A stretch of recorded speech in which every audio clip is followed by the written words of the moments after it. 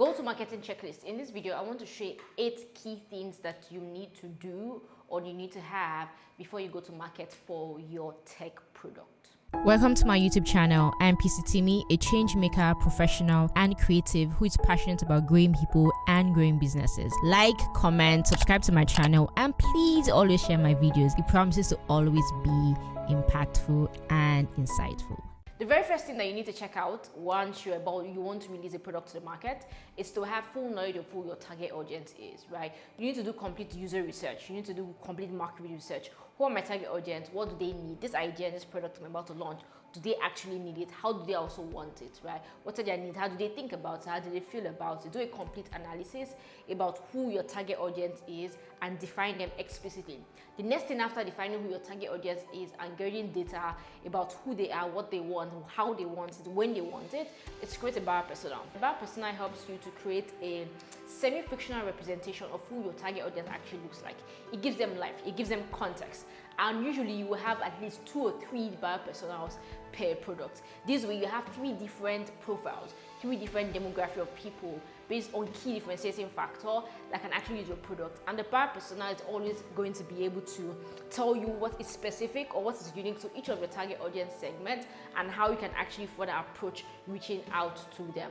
For instance, I created a buyer persona one time for an edtech business and I had 3 buyer personas: Sandra, Tommy, and Patient. And for these 3 things, they needed the same product, but they needed it for 3 different ways and they were coming from 3 different mindsets. And so once I identified that with the persona, I created 3 different ad strategies, 3 different ad copies to speak to each of these segments so that Sandra, Patient, and Yomi can actually know exactly or can actually see the content and you can speak directly to them and their pain points. So it's understand your target audience, identify them, but out of that, create semi-fictional representations of who they are so it can help you to personalize and individualize each part of your marketing for your tech product. Number 3 thing is create a value proposition. What's a value proposition? I made a video about that, so I'm going to leave it here. Value proposition is simply the pledge, the promise that you're making, the value that you are saying people will actually derive or get from actually using your product. It has to be very clear. If you're going to go to market, then you must know what you're going to market for, what you're going to market as. People must be able to see you or see your product, see your comms, see your marketing, and have a very clear idea of what they stand to gain by actually interacting or using your product or your service. So know your buyer persona and be very clear about this product. This product we're about to go to market with, what is our promise? What is our value proposition? What are we saying we're going to give to people? What value will we derive from this particular product? Number 4 thing is pick a pricing strategy. Right?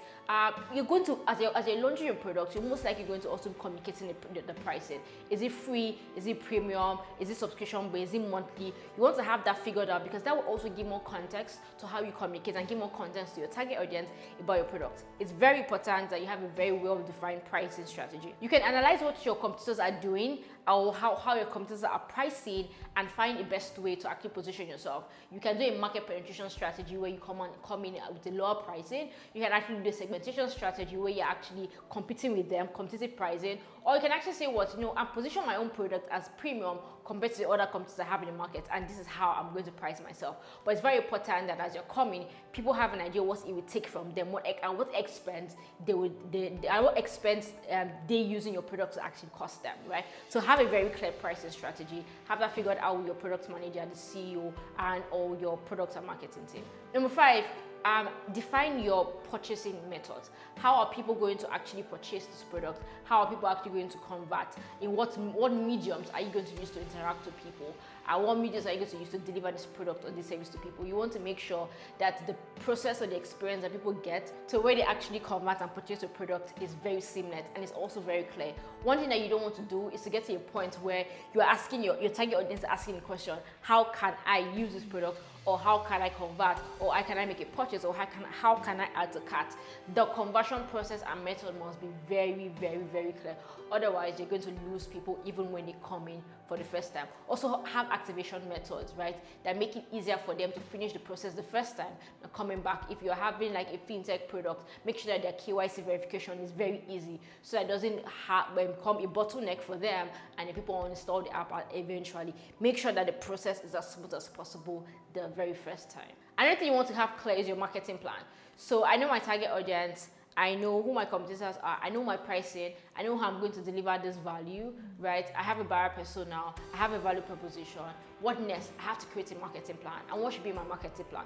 Marketing plan should have the channels and activities and the budget you're going to spend for a certain period of time for your product. Channels mean, am I doing only digital marketing? Am I doing digital and traditional? What channels under digital and or traditional am I using? Is it social media? What social media channels? Is it email marketing? Is it via my website? Am I going to run in PPC ads? Am I going to do search ads? Am I going to do radio advertising? Know the channels that you want to use. And then also what activities, what kind of content will you be creating, and what frequency will you be creating this content?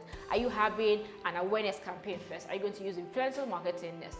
Are you going to have like a teaser period? Are you going to go straight into this is what we do? Are you going to have explainer videos as part of the launch?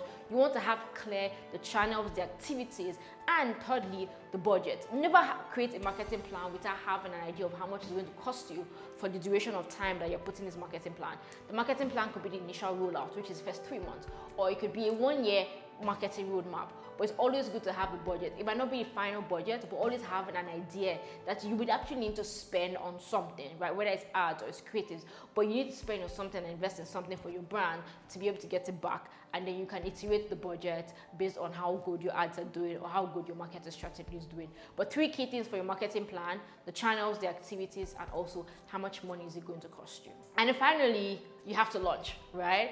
So once I have my marketing plan ready, I have my conversion strategy or purchasing methods, I have my pricing strategy, I have my value proposition, my buyer persona, and my target audience. Next thing I want to do is actually to launch, right? Launch simply means how do we execute all these ideas that we have? How do we put it up for the first time in a way that people find it very easy to adopt or easy to use for the first time?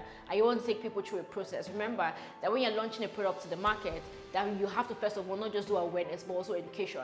Let people know that this product exists and it's here to solve this problem, but don't also be afraid to teach them about why they need the solution or how to even utilize this particular solution.